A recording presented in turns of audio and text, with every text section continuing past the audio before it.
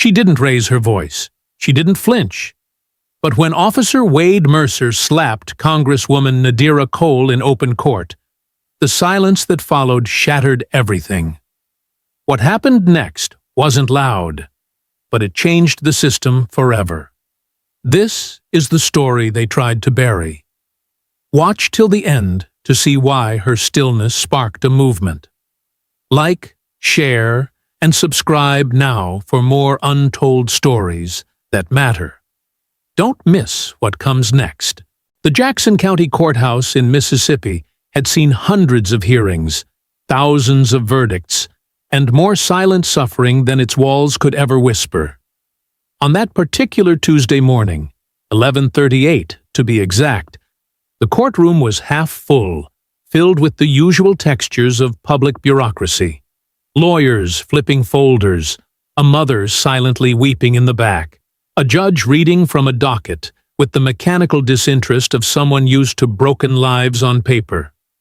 But among the shuffling, murmurs, and the low drone of legal routine, one woman stood out, not by noise, but by presence. Congresswoman Nadira Cole had not come to speak. She didn't bring cameras. She didn't send notice to the press.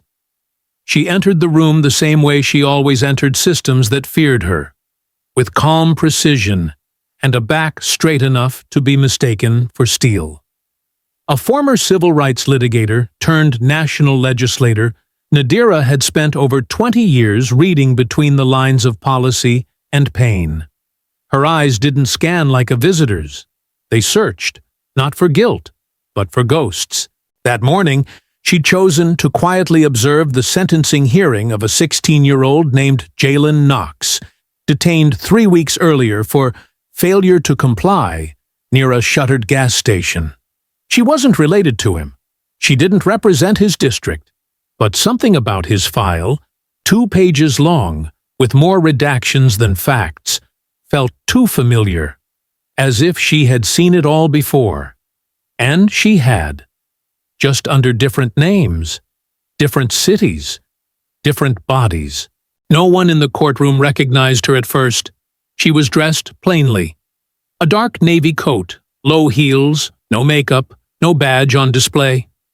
She took a seat in the 3rd row, hands folded, eyes forward.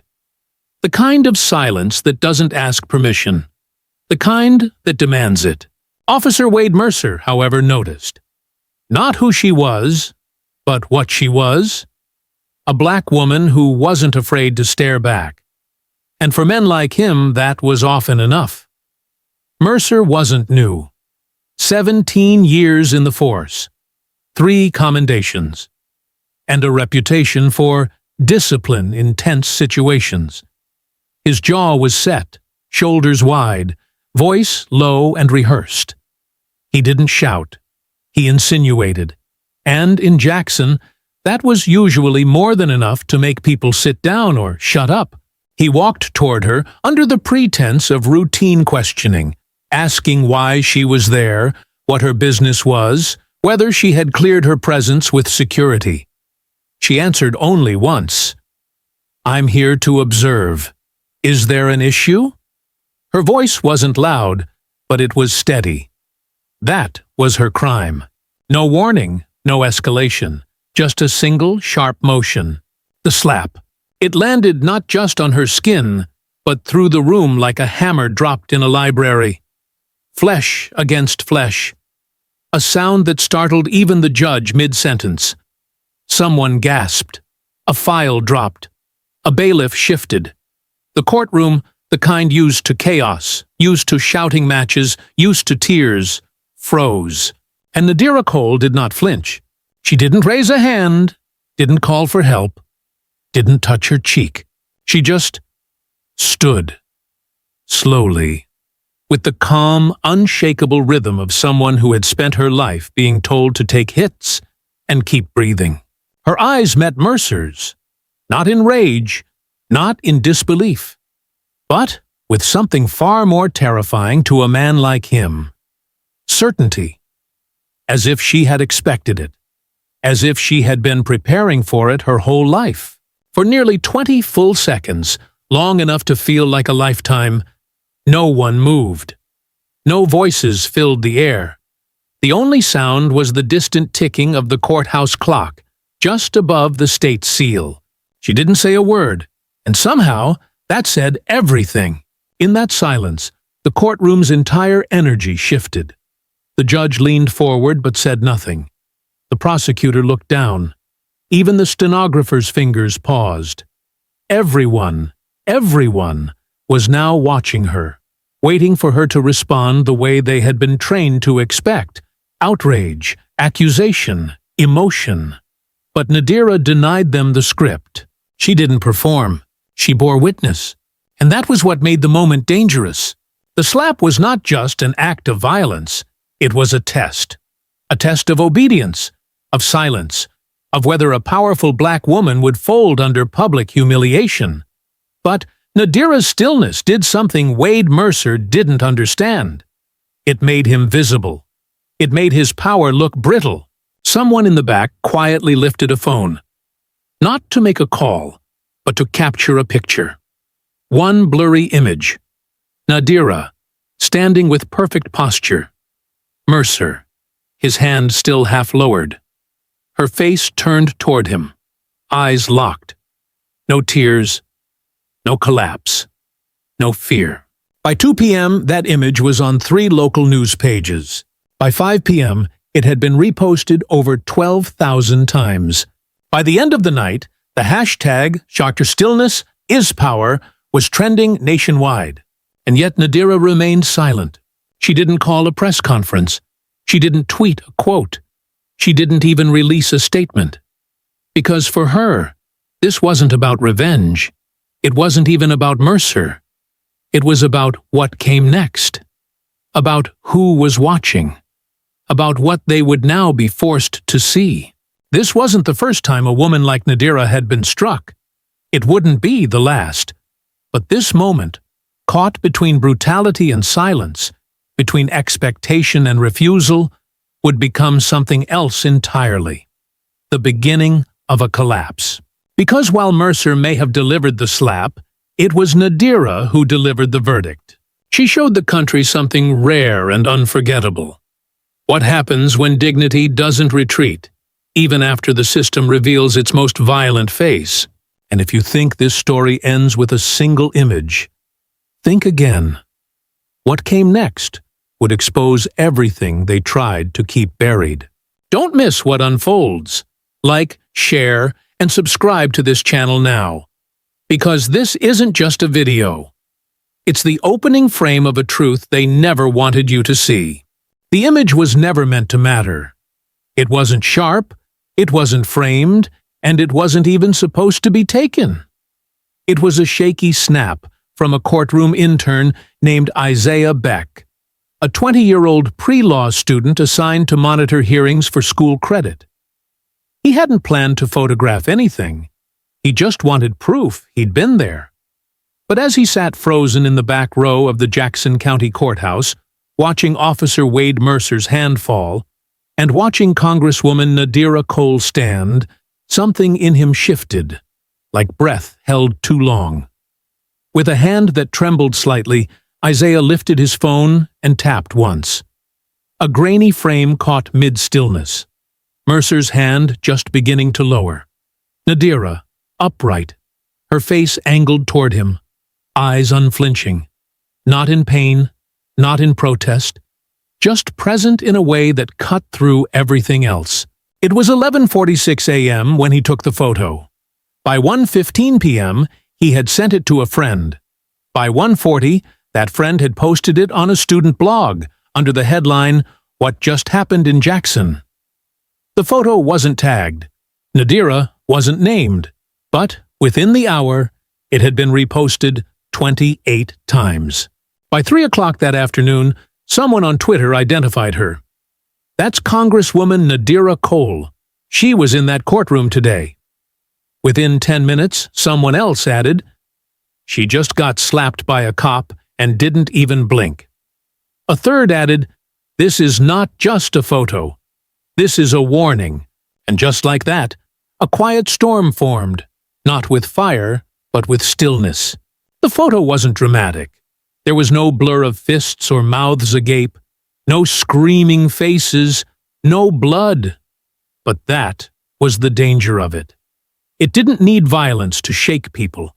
It just needed a frame of unreacting resistance, a black woman standing tall after being assaulted, not shrinking, not retreating, not even responding the way the world had been trained to expect. The room in the photo felt cold, sterile, official. A government-issued clock behind Nadira's shoulder read 11:49. The Mississippi state seal was barely visible on the wall, but none of that mattered. What people saw was her posture, her stillness, her refusal to obey the script. Within 4 hours, the image had over 12,000 reposts. By 6 p.m., major accounts had begun weighing in. One caption read, "The slap was violence. The silence was revolution." Another said, "She didn't break, so now the system will." But perhaps the most shared comment came from a trauma counselor in Oakland. This picture triggers every expectation of pain, but then gives you stillness instead. That's why we can't stop looking at it. And they couldn't. By 8 p.m., 2 local Jackson stations aired the photo with a vague, uncomfortable headline: "Incident between lawmaker and officer under review." The anchors spoke carefully. Too carefully. Alleged contact. Unverified context. Pending investigation. The public wasn't fooled. They knew sanitized language when they heard it. It only confirmed what many had long suspected. If the video existed, it would be buried. But this wasn't a video. This was worse, for them. This was a moment, captured in a form the system couldn't pre-edit, couldn't narrate over, couldn't mute. There was no screaming for them to paint as hysteria, no physical retaliation they could frame as escalation. Just a woman standing, and everything that stillness accused. The reaction didn't unfold like a fire. It was more like smoke under a door. It seeped into unlikely places. A high school teacher in Atlanta printed the image and taped it to her classroom wall with the caption, "This is how you unlearn obedience." A subway musician in Chicago sang a song that included the line, "She didn't strike back, she struck through." In Baton Rouge, 3 teen girls spray-painted the courthouse steps with the hashtag, "Stand like her." But perhaps the most haunting reaction came from Nadira herself, or rather, from her silence. For 2 days after the slap, she made no public comment. She issued no press release. She gave no interviews. While reporters camped outside her office and headlines swelled with speculation, Nadira did what she had done in that moment. She watched, and in doing so, she let everyone else speak first. The voices who had been silenced for so long they no longer trusted their own volume. She didn't just stand for herself, one commenter wrote. She stood like all the people who never got a courtroom photo, who never got remembered. Another post read, "We scream, and they say we're threats. We cry, and they say we're unstable. So what happens when we just stand and stare? That's what they fear." The story began to metastasize, no longer about Nadira alone, but about the system that expected her to crumble, and didn't know what to do when she didn't. Talk shows debated her motives. Some called her dignified. Others called her dangerous. Why didn't she respond? Why didn't she press charges immediately? Was it political? Was it rehearsed? As if her stillness needed to be explained. As if a black woman's restraint had to be suspicious. But while pundits scrambled to explain her away, people kept sharing. By the end of the second day, the image had appeared on 73,000 timelines. A poem was written. A mural was started. A college debate team in Philadelphia used the photo as a case study on nonviolent resistance. Someone stitched the image onto a quilt and laid it on the steps of the courthouse. And still, Nadira said nothing. That silence unnerved more than the slap ever could. Because people knew, intuitively, that she was not being quiet out of fear. She was choosing her moment. And when she finally spoke, it wouldn't be to explain herself. It would be to expose them. Because by then, the image had already done its work. It had bypassed the gatekeepers, jumped the filters, and landed in people's laps like a whisper that wouldn't leave them alone. She didn't fall. She didn't beg. She didn't scream. She just stood. And in that act, the system flinched. While the world spiraled around the image, headlines, hashtags, think pieces, Nadira Cole returned to what had brought her to the Jackson County Courthouse in the first place. A name, a file, a boy, Jalen Knox, 16 years old, arrested outside a shuttered corner store in South Jackson. The charge? Resisting questioning. That was all the intake sheet said. No details, no incident report attached, no mention of whether he had a guardian present. Just a booking timestamp, 4 lines of medical intake left blank, and a checkbox labeled non-compliant juvenile. She stared at the file from her temporary workspace, a cramped room in the basement of a nearby civic center, the only place in town she trusted not to be under quiet surveillance. It was late, maybe close to 11 at night, but the glow of the screen kept her eyes sharp. The echo of the courtroom slap still lingered, not in her skin, but in the attention it had drawn.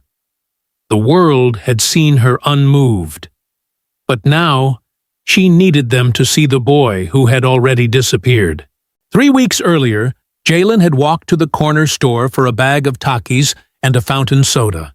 He never came home. There were no protests, no Facebook posts, no articles, not even a missing child report.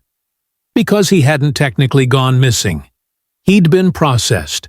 And in a system designed to vacuum children through bureaucratic airlocks, that meant he'd been marked and moved before his name ever had a chance to stick.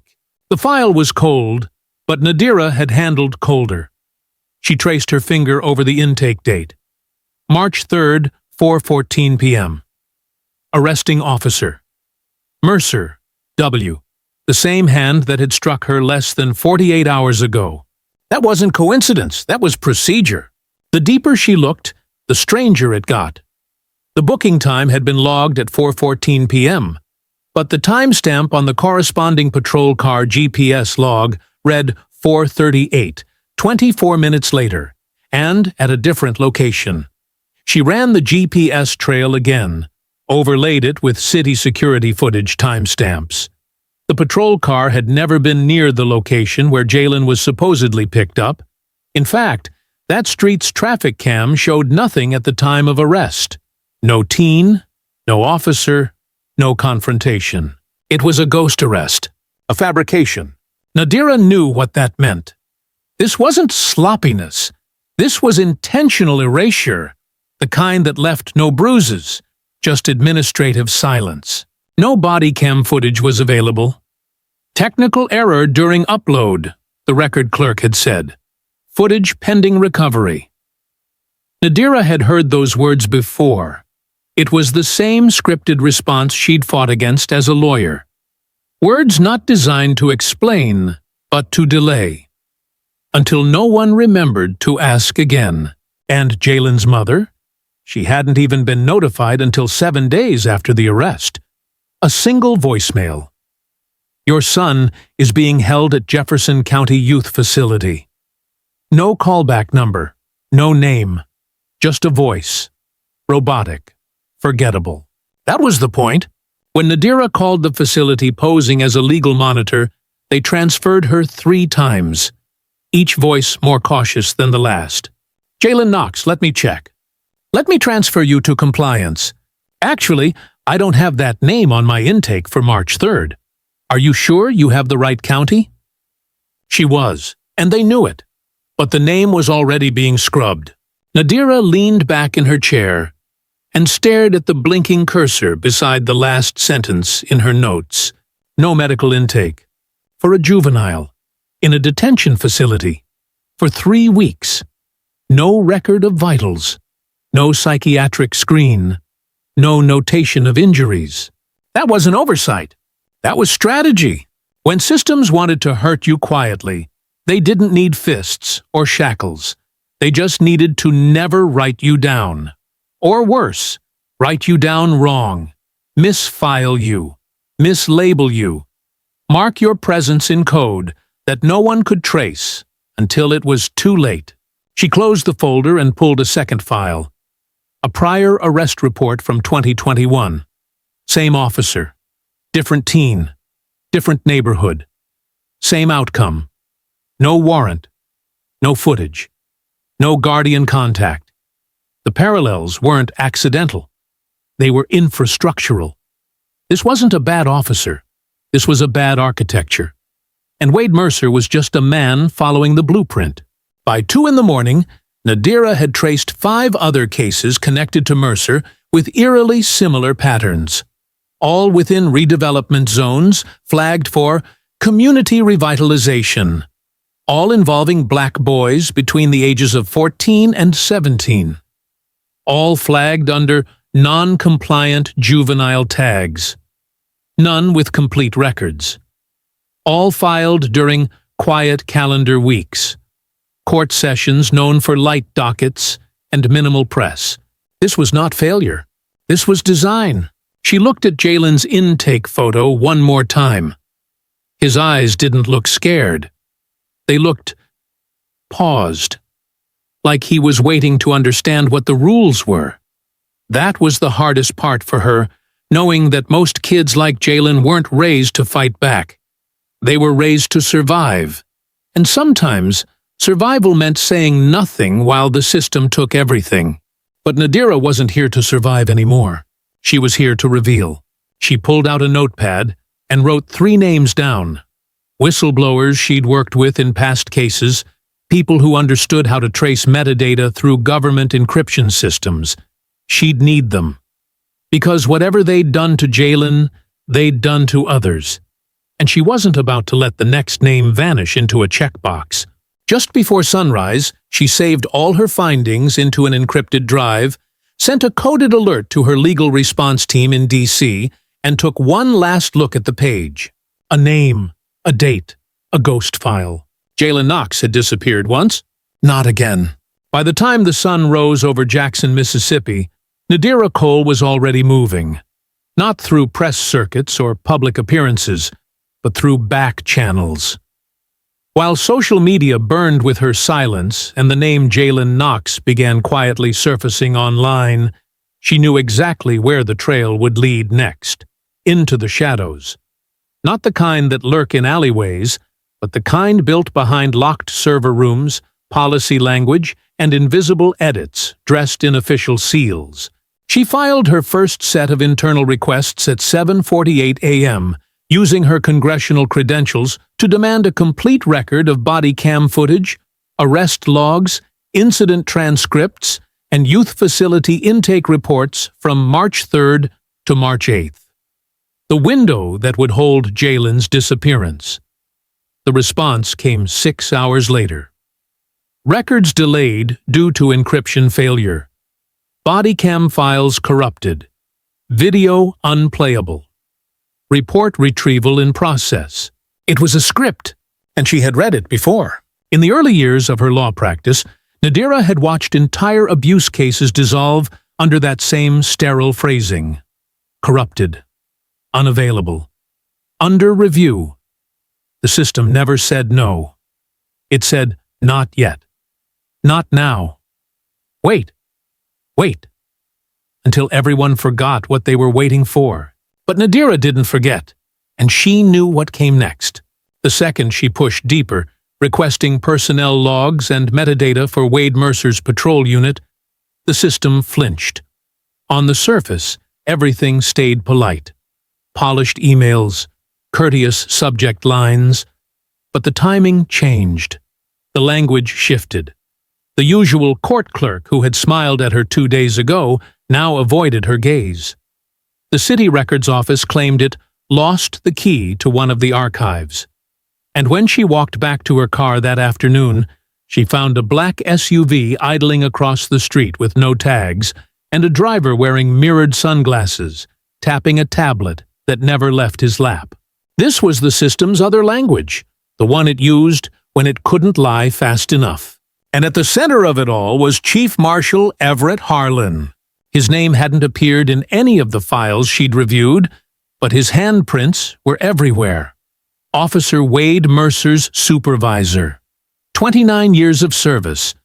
4-term Chief Marshal of Jackson County. A man whose reputation was built not on arrests, but on community management. The press called him the city's steady hand. A man of measured temperament, he held panels on public safety. He shook hands with church leaders. He launched initiatives with words like restoration, harmony, and neighborhood renewal. His face was calm, his voice slow. His reputation spotless, which made him perfect. Nadira knew that power didn't always wear rage. It often wore restraint, especially the kind that smiled while it buried people under paperwork and smiled again while it denied they were ever there. She ran a quick audit.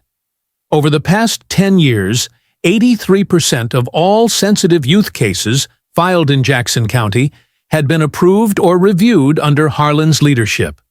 Of those, 41% had missing intake footage, 37% had redacted records, and 12% listed no guardian contact documentation, a number shockingly high for juvenile detentions.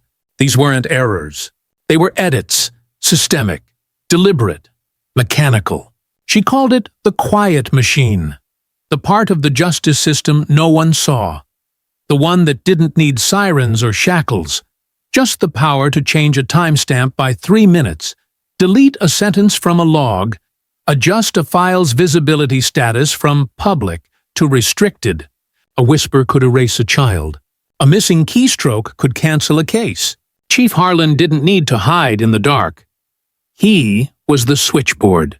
By midnight, Nadira had compiled over 200 pages of internal communications from prior cases, obtained through old FOIA requests, lawsuits, and encrypted tips from whistleblowers she'd stayed in contact with. One pattern emerged again and again. Harlan's name wasn't on the front pages, but every file had a common metadata signature, his digital approval tag buried in the audit logs. He wasn't the storm. He was the climate. And she realized something else. Wade Mercer wasn't a rogue element. He was trained, not just in tactics or enforcement, but in language, the kind that converted trauma into protocol, the kind that turned a slap into a compliance technique, the kind that flagged children like Jalen as aggressive when approached, even when they had never raised a hand. The deeper she dug, the more chilling it became. She found an internal directive, classified low circulation, that outlined priority surveillance zones across Jackson, areas undergoing pre-redevelopment assessment. South Jackson, East End, Booker Heights, places where working-class black families had lived for generations. The directive recommended increased patrol presence, non-lethal compliance testing, and low-disruption apprehension procedures. That last phrase stopped her cold. Low-disruption apprehension procedures. A polite way to say, take them without being seen. She cross-checked the map from the directive with Jalen's last known location. The store he'd been arrested near sat right inside the zone. So did the homes of 3 other teenagers whose files she'd flagged the night before. It wasn't random. It was policy. And Chief Everett Harlan had signed the approval himself. Not with a signature, not with ink, but with a digital marker. A line of code embedded into the file logs that read, EH 13 ID, Expedited Zone Approval. He had architected a citywide operation that didn't require breaking laws. It simply rewrote them as they went. By 2:30 a.m., Nadira sat back, her eyes dry from hours of screen glare, her chest tight with clarity. It wasn't that the system was broken. It had always worked, just not for people like Jalen, not for people like her. The quiet machine didn't scream. It hummed just beneath the surface of legality, using data as its disguise and discretion as its weapon. She knew what she had to do next. Not confront, expose, because machines only survive when no one sees the wiring. And now she had the blueprints. The deeper Nadira Cole went into the quiet machine, the more she realized it wasn't held together by villains. It wasn't built by monsters. No, the machine was far more ordinary than that. It was maintained by the everyday obedience of insiders, people who never pulled the trigger, never signed the orders, but kept the gears turning because it was easier to look away than to confront what they had become a part of.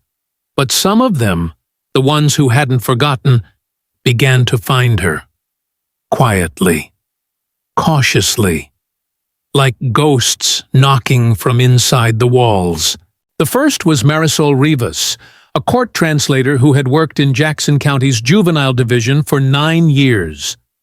Nadira met her outside a shuttered cafe just off Capitol Street. Marisol didn't sit down at first. She hovered by the table, checking her surroundings like someone who had learned what fear tasted like. "I don't have evidence," she said softly, "but I have memories." Nadira nodded. "Sometimes that's more honest." Marisol sat and pulled a folded piece of paper from her coat. Not a document. A hand-drawn floor plan of the courthouse's back corridors. She pointed to a room labeled File Conversion. "They don't just digitize files in there," she said. "Sometimes files disappear there." She leaned closer. "Kids' files." Nadira blinked. "You saw them deleted?" "No, I saw them brought in, but never scanned out." Marisol's eyes watered, not from emotion, but from exhaustion. "I stayed quiet. I needed the job. But after they took my nephew in last year and never explained why..." Her voice cracked. "That was the moment I stopped believing in silence." She passed Nadira a USB. "It's just logs, timestamps, translation assignments. But maybe it helps." It did. That same night, Nadira received a message through an encrypted chat app, one used by local advocates and whistleblowers. The sender was tagged simply, "Avery, Nurse 78. The message read, "We've met. You won't remember me, but I remember him. Meet me at the Jefferson Middle School Clinic. Back exit, midnight." At 11:56 p.m., Nadira stood outside the back door. At midnight sharp, the door creaked open. A short, older black woman in a lavender scrub jacket motioned her inside. Avery Monroe, school nurse for the Jackson Unified District for over 20 years, had seen more hidden injuries than most emergency rooms. She walked Nadira to the locked supply closet and pulled a yellowed manila folder from behind a box of gauze. "They told us not to document injuries if they didn't happen on school property," she said. "But some kids showed up straight from courtrooms, straight from holding." She opened the folder. "So, I wrote things down anyway. For me. For them." Inside were unofficial injury reports, black eyes, shoulder bruises, wrist burns, small notes in the margins. Student said nothing. Parent not reachable. Marked as fall. Likely restraint injury. One name stood out, Jalen Knox. Date, March 7th. Note, complaint of hip pain. Said he slipped. Didn't make eye contact. Refused to stay. "He only stayed 5 minutes," Avery whispered. "He looked scared. Not of me, of what would happen if he told me too much." Nadira's breath caught. This was the first physical confirmation that Jalen hadn't just been moved. He had been handled. Like evidence. Like risk. Avery looked at her with tired, defiant eyes. "I'm not a warrior like you. I heal bruises. I fill forms. But if they come for me, I want to know I finally gave one truth to someone who would use it." Nadira placed her hand over Avery's. You didn't vanish. They just rearranged where you were allowed to speak. And then, 1 week later, came the archivist. His name was Daniel Keene, a soft-spoken white man in his early 50s who worked in the city's digital records division. Nadira received a letter, typewritten, with no return address. It contained a single line. Not everything deleted is gone. Sometimes it's just renamed. She traced the origin to the old records building on Booker Avenue, where Daniel worked nights. She walked in under a city visitor badge and asked for him by name. He looked up from his desk with eyes that didn't just recognize her, they calculated her. I can't give you what I've seen, he said without preamble, but I can show you how to find what they don't think to hide. He logged into a restricted archive system and showed her how file pathways were renamed, how metadata was scrubbed, how whole juvenile records were rerouted to administrative folders labeled with nondescript terms like Case Note A3 or Flagged Inactive. He pulled up a screen with 4 such folders. This one, he whispered, was Jalen's. It contained nothing directly incriminating. No video, no internal memo. But the access log was damning. 9 separate entries over 3 days, all by Chief Marshal Everett Harlan's office. Not to view the file, to alter access permissions. Each time, the file grew more restricted. Daniel leaned back and took a deep breath. They don't just delete you here. They make you ineligible to be searched. Nadira stared at the screen. How long have you been watching this happen? He smiled sadly. Long enough to know it won't stop unless someone outside the machine calls it what it is. She turned toward him. Then you're not outside anymore. That night, she compiled everything. Marisol's logs, Avery's notes, Daniel's access codes. She created a private internal dossier and labeled it Unseen Hands. Not for publication. Not yet. But as a map. A way to trace the machine's mechanics from the inside out. She thought about all of them. The ones who hadn't screamed or marched or gone viral. The ones who did their job while watching truth collapse beneath silence. And then, quietly, finally, decided, no more. That was when she said it aloud, to her recorder, her notes, her shadowed room. Some of you never vanished. You were just rearranged, hidden, labeled, muted. But you were always there, and now you've begun to reappear. And she smiled, not because she'd won anything yet, but because she knew the system never counted on its own caretakers choosing truth over safety. Nadira Cole had everything she needed. Not in the form of a smoking gun, not in the kind of footage that cable news loops into sound bites, but something far more dangerous, a pattern that could not explain itself away.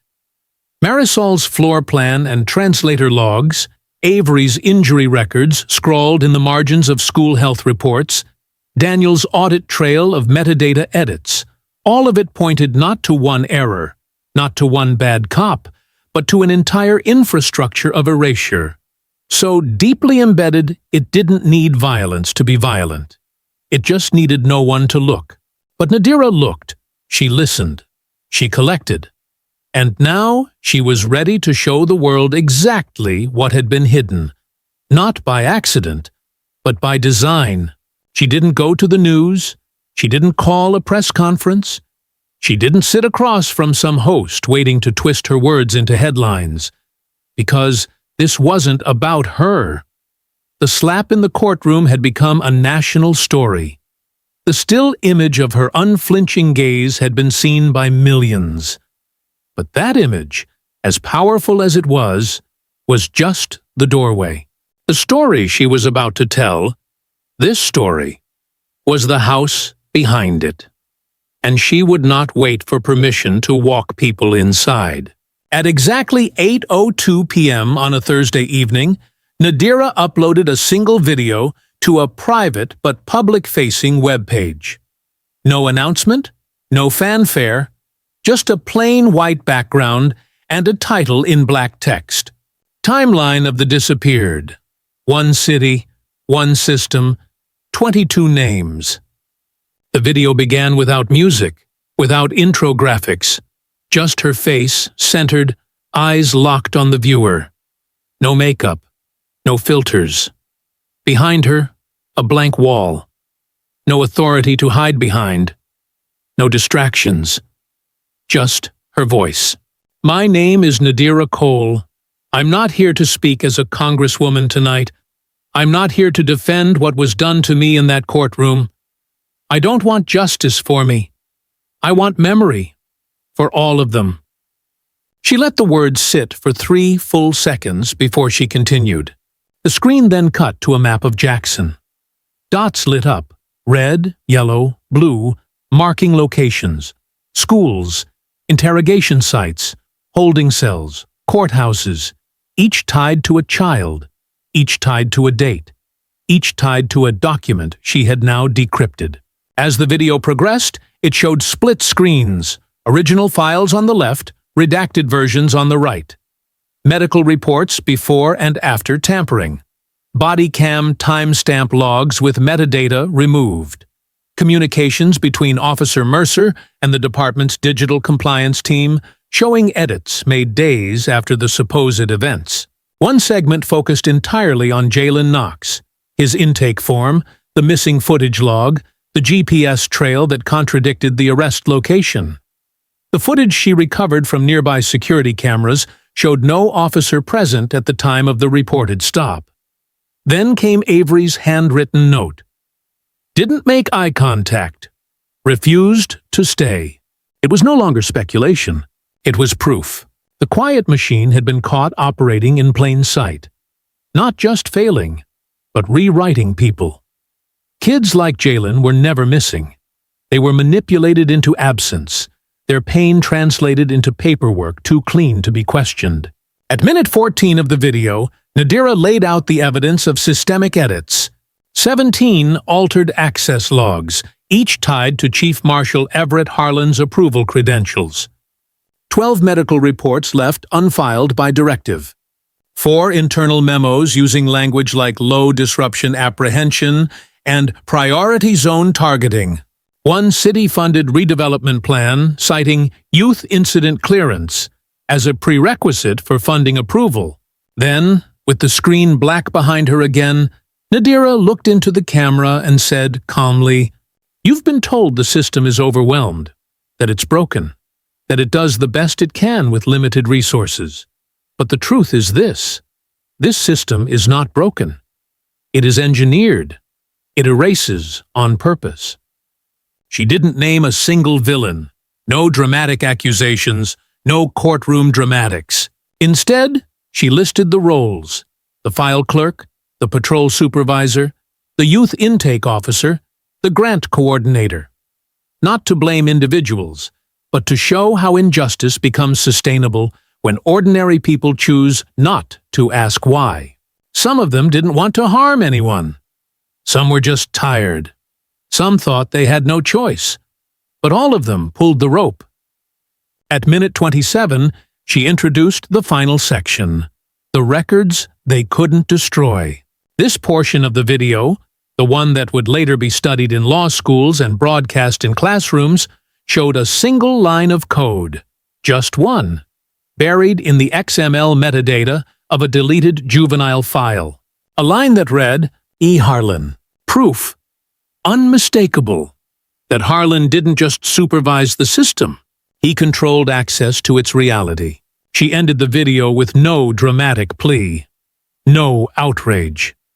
Just the line that would burn itself into the minds of everyone who watched it. I don't need you to believe me.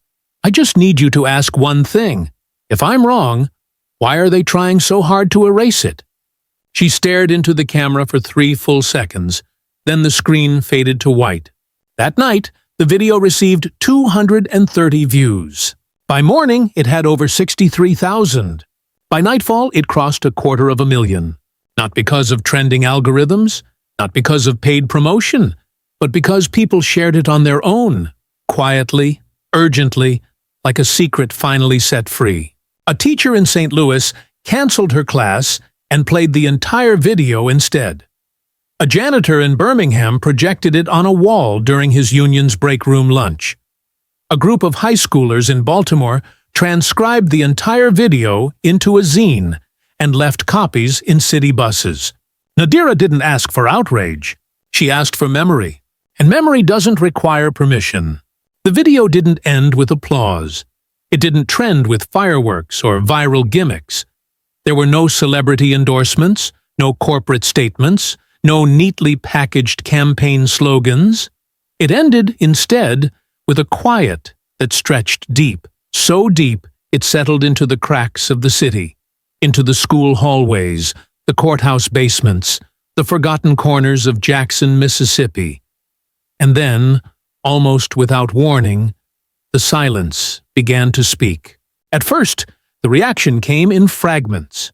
A sticky note appeared on a high school bulletin board in South Jackson the morning after the video was posted. Yellow, handwritten. Just 5 words. I was never supposed to be remembered. No name, no date. Just that. The next day, there were 6 more. Taped inside bathroom stalls, slipped into lockers, folded inside library books. By the end of the week, there were over 100 scattered across 5 different schools. Some in black marker, others in pencil. A few in Spanish. All with slight variations of the same truth. I didn't disappear. They erased me. I was told to forget. I'm still here. The administration at Booker Heights High tried to remove them. Custodians were ordered to scrape them off windows and doors before the morning bell. But by second period, they reappeared. More deliberate this time, pasted inside plastic sleeves, posted in classroom corners, and drawn onto whiteboards before the teachers walked in. The message was no longer anonymous. It was alive. And then came the walkouts.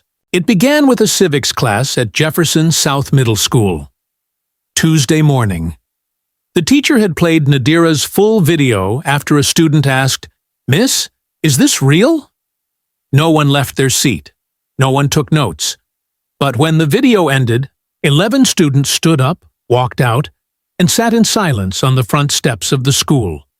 No signs, no chants, no slogans, just stillness. The way Nadira had stood. The way Jalen Knox had vanished. By noon, students from across the city had joined. Lanier High, Magnolia Prep, Eastview Academy. By the end of the day, over 800 students had participated in coordinated, silent walkouts. Local news didn't know how to cover it. There were no demands, no leaders, no bullet points to debate. Just footage of young people sitting shoulder to shoulder on school lawns, backs straight, eyes forward, waiting to be seen, refusing to be misnamed. A local pastor told reporters, "These kids aren't protesting, they're remembering, and that's what terrifies the system the most." That night, retired teacher Ava Minton, 82 years old and long considered a harmless relic of the school system, logged into an old, password-protected drive and published a folder titled "The Files They Told Me to Lock." It contained scanned images of disciplinary reports and internal memos dating back more than 20 years. Reports about students who had been expelled without hearings, suspended for infractions never defined, redirected into alternative programming without documentation. Black boys, Latina girls, kids with names the schools had long stopped saying. One file read, "Student refused to remove hoodie in class. Documented as insubordinate. Transferred." Another read, "Student flagged by school officer for suspicious behavior. Report missing." Each file ended with the same coded term. Behavioral flag, do not reconnect. Ava attached a note at the top of the folder. "I'm sorry I waited this long, but it's never too late to unerase someone." The files went viral in their own quiet way. Students began reading them aloud during after-school gatherings. Parents printed them out and taped them to community center doors. A group of teens spray-painted them across abandoned buildings, not as vandalism, but as public record. It became clear. Nadira's exposure didn't spark a revolution through outrage. It ignited something subtler, heavier, more intimate, a shift. Suddenly, silence was no longer emptiness. It was evidence. People who had once been ignored began stepping into the light, not with speeches, but with artifacts. A janitor from the courthouse brought in a set of shredded documents he'd pieced together over 3 months. A bus driver posted a list of kids who had been rerouted away from school without explanation. A former intake officer anonymously submitted a spreadsheet of minors processed under expedited discretionary holds. Even the city itself began to hum differently. Librarians started leaving anonymous printouts of Nadira's timeline next to computers. A downtown coffee shop replaced their tip jar with a note. Tip for truth. Ask us about Jalen. Street murals appeared overnight, not in full color, but in chalk outlines, figures drawn in silent poses, standing tall, fists not raised, but hands open, showing scars. Someone even made T-shirts that read, "I was never supposed to be remembered," in thin black script. Within days, hundreds were wearing them. Teachers, bus riders, court clerks, church ushers. The city wasn't shouting. It was remembering itself. And Nadira? She didn't claim the movement. She didn't go on tour. She didn't file a lawsuit or chase headlines. She just kept working, gathering more files, responding to whistleblowers, mapping how far the redactions reached. But everywhere she walked now, to the store, through the courthouse, down the steps of City Hall, people looked her in the eye, not as a symbol, but as someone who had spoken first, so they could find their own voices next. One afternoon, she walked past a bus stop where a group of middle schoolers were waiting in silence, all wearing T-shirts with the same phrase, "Still here, still mine, still standing." And beneath one of the benches, taped neatly to the metal leg, was a sticky note. Faded. Simple. "They almost forgot me, but I didn't." That's when Nadira understood. This was the shift, not a wave of anger, not a political rebellion, but a movement built out of silence, reclaimed, memory restored, and the refusal to be edited out again. The silence had stretched long enough. It had pulsed through hallways, passed hand to hand on sticky notes, settled into classroom chairs, and echoed in the stillness of student walkouts. But now, that silence arrived at the place it had always been heading. A room built for answers. It was called the Special Public Inquiry Session on Youth Detainment and Record Handling, but the city called it something else, the Reckoning Room. The hearing was held in Jackson City Council's main chamber, a place normally reserved for procedural votes and zoning approvals. But on this day, a Friday morning that smelled of rain and tension, every chair was filled. 200 seats. Standing room along the back wall. Press lined the far side, cameras steady, faces blank. They all waited for the moment the public had whispered about for weeks. Chief Marshal Everett Harlan would be seated, not as a speaker or an expert witness, but as a man facing questions with no script to shield him. Across from him, seated at a plain wooden table, was Nadira Cole. No staff, no legal team, no stacks of folders or laptops or printed statements, just one manila envelope, sealed, with a single name handwritten on the front. Jalen Knox. The room shifted the moment she entered, not with applause, not with gasps, but with adjustment.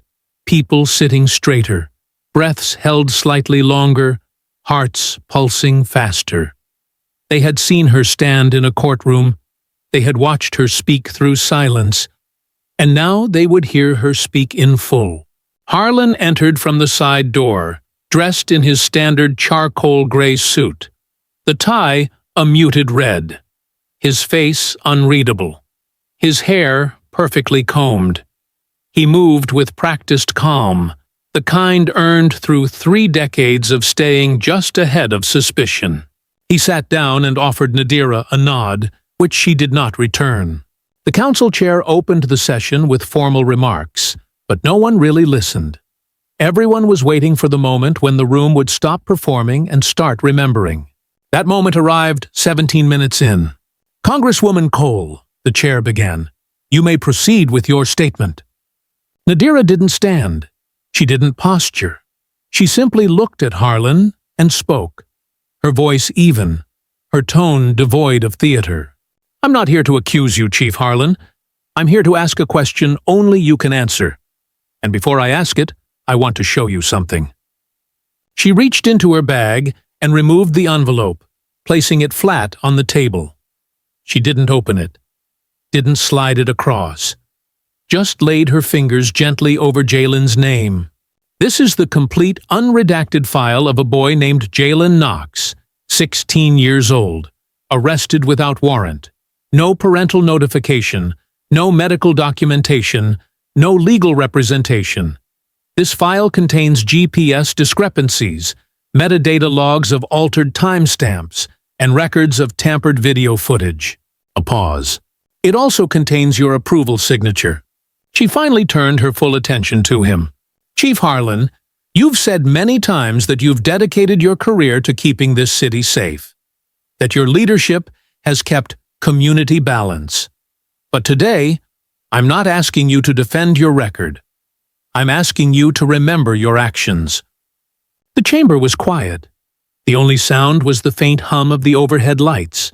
"How many children," she asked, "disappeared because you signed without reading?" Harlan didn't flinch, but the room did. A ripple of breath, a shifting of shoulders. For the first time, the cameras weren't focused on Nadira. They were focused on him. He opened his mouth, then paused. His first instinct was to respond with measured authority, but he couldn't find the language. Not here, not now, because the words they used to hide things, non-compliant, relocated, expunged, reassigned, sounded hollow under the weight of the truth Nadira had placed before him.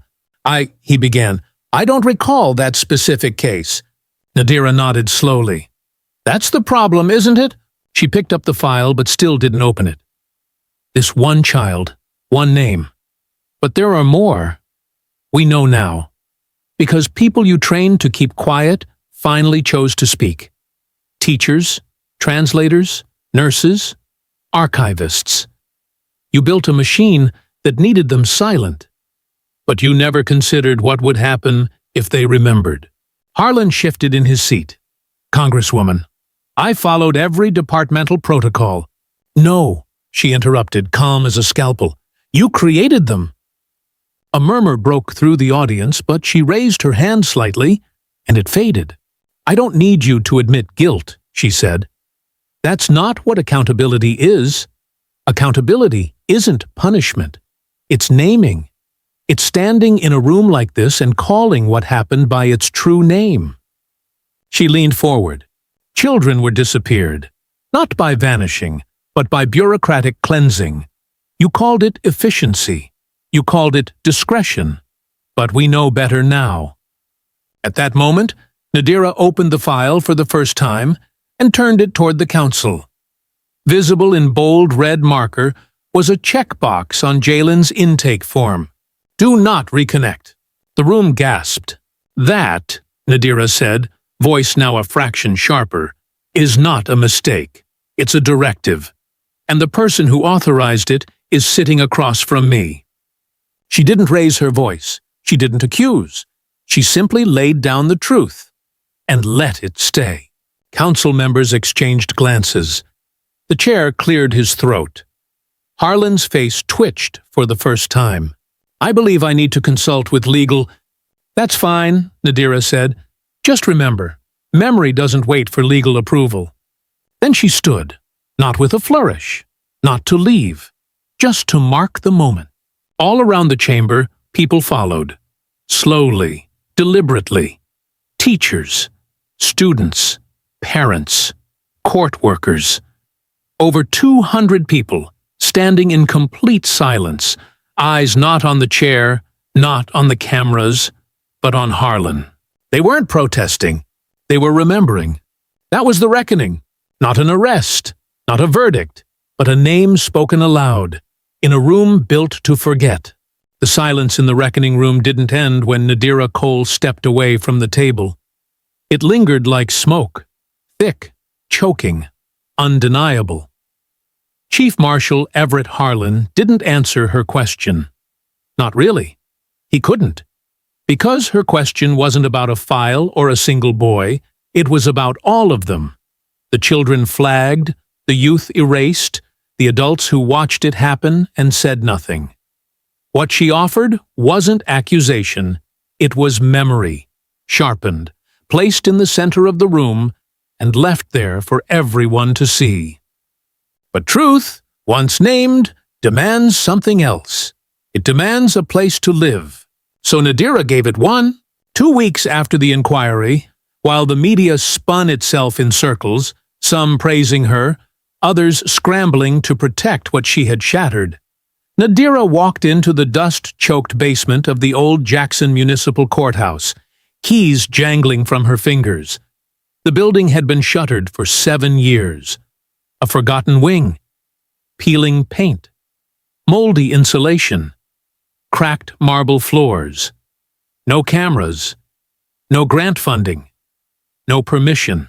Perfect.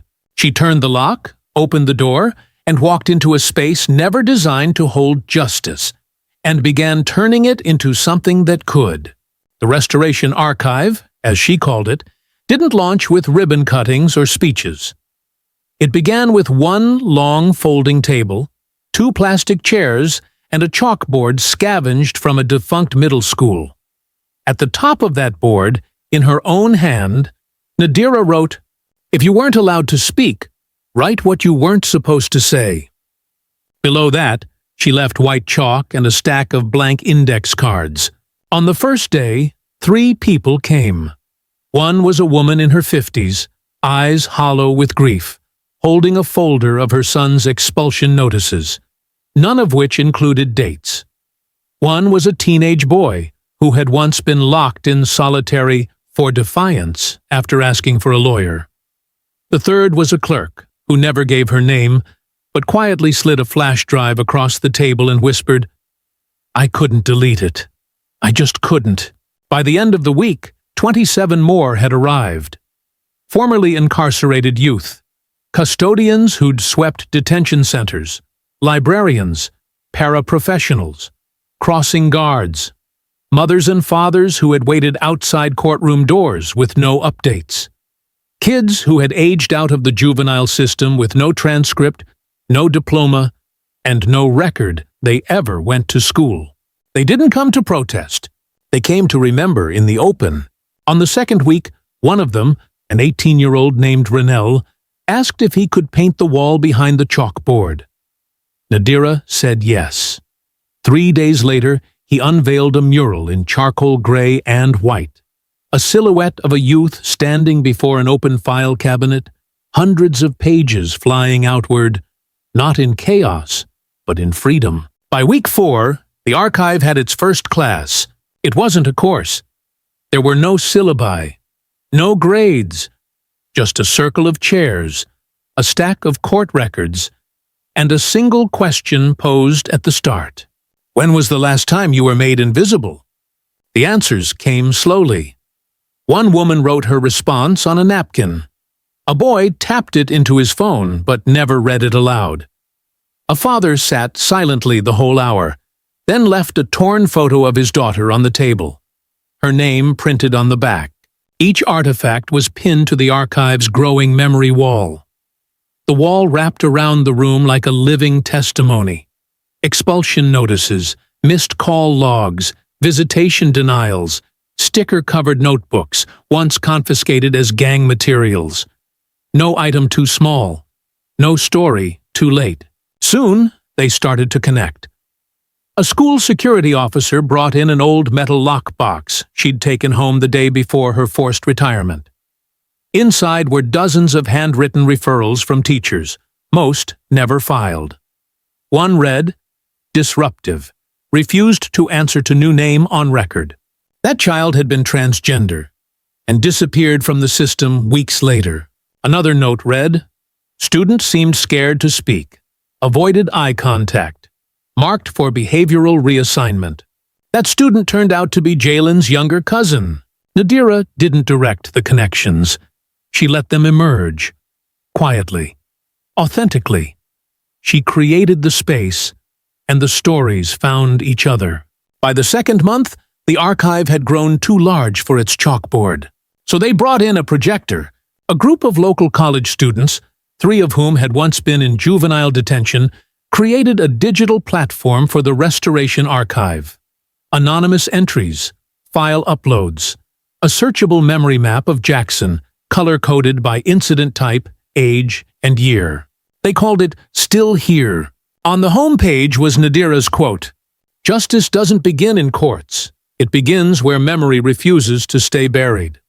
Visitors could click on a name and trace it, where they were taken, where their records vanished, where their stories were found again. It wasn't just a digital museum. It was a living counter-narrative, built not by institutions, but by those once crushed under them. The city didn't know how to respond. There was no grant application, no Office of Historical Reconciliation, no PR statement could tidy it. The archive didn't accuse, it remembered, and that made it uncontainable. In month 3, something shifted.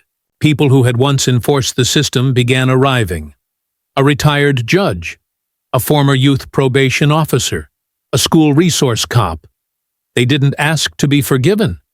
They asked to be heard differently. One man sat in the back for 3 days before finally placing a typed confession into the submission box. It read, "I flagged 23 kids as incorrigible. Not one of them had a lawyer. I've said nothing for 12 years. I remember every face. That document is still pinned to the wall." Underneath it, in red ink, someone else had written, "We remember you too. That's the difference now." Nadira never sought to rebuild a system. She built a space where people could reclaim the pieces they were told to discard, where silence wasn't a sentence, but a beginning. By month 4, the room filled weekly. Some brought more files. Others brought no evidence at all, just stories. Some spoke. Others simply stood and looked. But each time someone entered the Restoration Archive, one thing was clear. This was what justice looked like when built from the bottom. No courtroom, no robe, no verdict. Just memory, unburied, unapologetic. What happened in Jackson wasn't just about one courtroom, one slap, or one vanished child. It was a mirror held up to the nation, a reflection of how silence has been engineered into every corner of our systems. From corrupted timestamps to missing intake reports, from redacted files to erased names. The truth is this: our justice system doesn't fail by accident. It disappears people by design. But what Nadira Cole and the citizens of Jackson showed us is that restoration doesn't start with courts or cameras. It starts with memory, with the courage to look, to listen, and to refuse to forget. And that lesson isn't just for Mississippi. It's for every city, every school, every courthouse in America. If one archive in a dusty courthouse basement can reclaim 22 names in 2 months, imagine what thousands of us could do in our own neighborhoods. It's not enough to watch. It's not enough to say, "That's terrible." We have to act. Because every unmarked file, every child redirected into silence, is a choice made on our watch. The system counts on us staying busy, staying distracted, staying numb. But the moment we begin to remember, publicly, together, unapologetically, things shift. One sticky note becomes one walkout. One story becomes a map. One voice becomes a wall of names. That's the power we hold, not in waiting for permission, but in naming what has been hidden. And so the call is simple. If you felt something reading this story, if Jalen's name stayed with you, if Nadira's question still echoes in your mind, don't let it stop here. Subscribe to this channel so these stories keep finding light. Like the video to help it rise. Share it with 5 people who don't know what's happening in their own city. If 5,000 of us did that in the next 24 hours, we could break through the noise. We could build a collective archive, one the system can't redact. Because memory is not just history. It's a weapon. It's a shield. And it's a beginning. You have more power than you think. Use it. Now. Not tomorrow. Not when it's trending. Now. Before another name disappears behind a closed file drawer. Before another voice is told to wait. Let's make sure the next file says, still here. Still seen. Still rising.